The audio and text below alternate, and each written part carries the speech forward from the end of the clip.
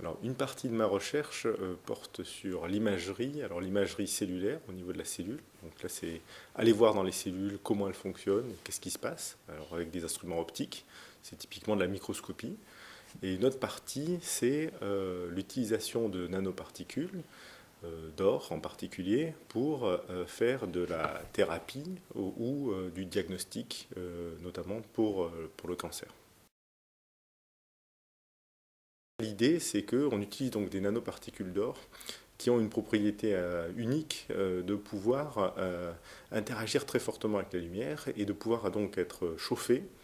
Et donc, si on arrive à fonctionnaliser, c'est-à-dire à spécifiquement mettre ces nanoparticules à l'endroit d'une tumeur, par exemple, et qu'ensuite on utilise de la lumière pour chauffer, enfin pour éclairer ces nanoparticules, et bien elles vont chauffer localement et elles vont comme ça pouvoir détruire la tumeur et en fait donc la faire cuire typiquement, ou bien on peut aussi les fonctionnaliser, ces nanoparticules, pour leur ajouter un médicament.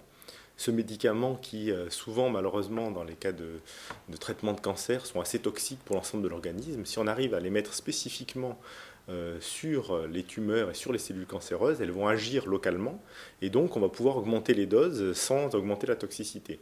Donc l'idée, c'est vraiment d'en faire des sortes de vecteurs de médicaments et pour qu'elles libèrent, en chauffant légèrement cette fois-ci, le médicament à l'endroit de la tumeur pour faire résorber la tumeur.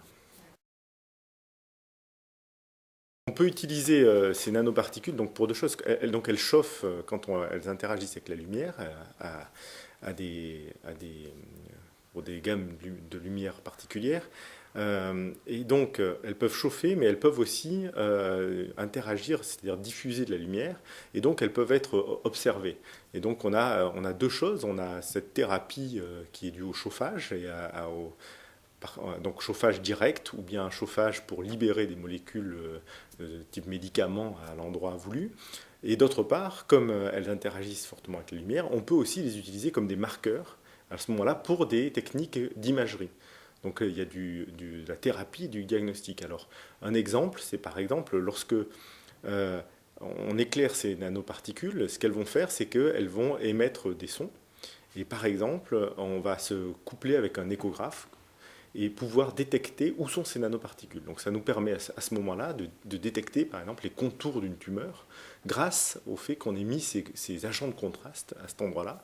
Donc à travers les nanoparticules, on détecte, on peut repérer où est une tumeur, où sont des cellules tumorales, et donc ensuite faire un traitement qui est un autre traitement. Le cancer, c'est un problème assez complexe, hein. Il ne faut pas croire qu'il y a de traitement miracle. C'est très important c'est souvent, quand on imagine des traitements ou des thérapies, des conjonctions, enfin, on utilise plusieurs types de thérapies. Ça veut dire on va utiliser des thérapies classiques, en plus avec cette thérapie qui va être plus particulière pour certains types de cancers. Donc c'est pas, il ne faut pas voir ça encore une fois comme des traitements miracles, mais c'est plutôt des traitements complémentaires, des traitements qui existent déjà pour certains cancers. Alors à l'heure actuelle, il y a des essais qui sont faits sur l'homme aux États-Unis sur certains cancers, en particulier le cancer du cou et je crois le cancer du cerveau. Euh, on, il faut mettre au point pour chaque cancer en particulier un type de un protocole et une manière d'agir. Nous, on travaille essentiellement sur le cancer du rein, qui est un cancer un peu particulier parce qu'il est très vascularisé. Et on en est aux essais avec les animaux.